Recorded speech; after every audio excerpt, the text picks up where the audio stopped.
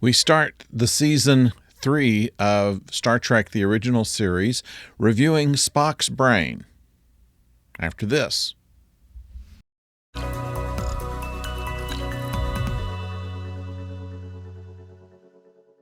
Hello out there, I'm the oldest nerd. There was a lot wrong with Season 3 of the original series. One of the main reasons is because Gene Roddenberry started working on other projects, and while he kept the title and the pay as executive producer, he basically gave up his office to Fred Freiberg, who had been made the new producer, and did not do any rewrites, did not do much of anything except every once in a while visit the studio in order to check in with people. And even then, when he was asked questions, he was not very good about actually providing anything useful. And this caused some problems, an increasing rivalry on the part of Leonard Nimoy and William Shatner. There was a point to where they were in kind of a competition as to who was the lead in the show.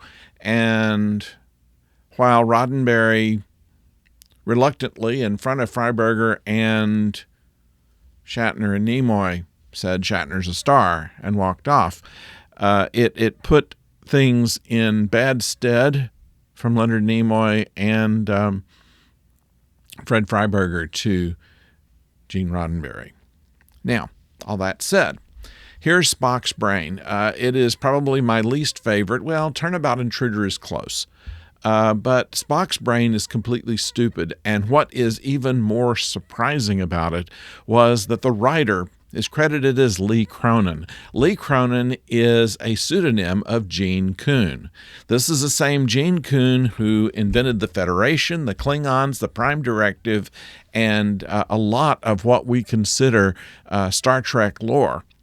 From the book that was written by Herb Solow and Bob Justman, neither one of them really could figure out what Gene Kuhn was up to here. This was obviously something he didn't want to take direct credit for. They were probably desperate to get scripts for the third season because they were being ignored by a lot of writers who thought that this series was on its way out, and without Roddenberry there to push it along, did not help things. And the best guess that Justman has was that Gene Kuhn did not intend for that to be an actual serious episode, but rather something that should have been done as a comedy. Because what is the stupidest idea that you can come up with is that someone steals Spock's brain and they have to put it back. It's just it's not really that much of a show when it comes to it. We have a better part for Scotty in it than usual, just because we have very few lines for Spock in this episode.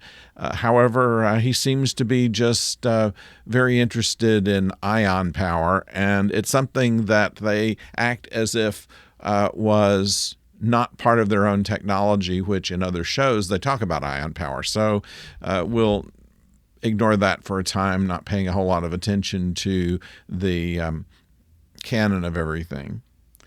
Nimoy handles being a zombie pretty well.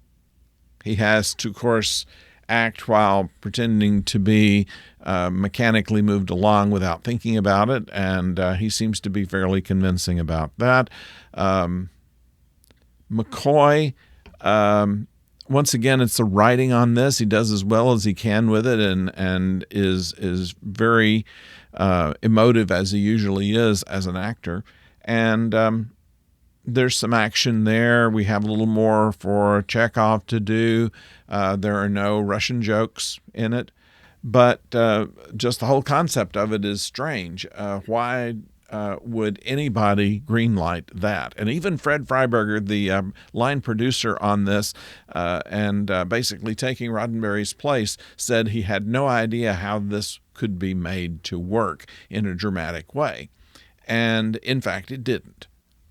So that's Spock's Brain. That is the first episode of Season 3 of a failing Star Trek the Original Series. There are probably half a dozen good shows in this season, but of about 19 or 20 that are produced, there are a lot of turkeys, and we're going to have to watch them and tell you about them in the next few weeks.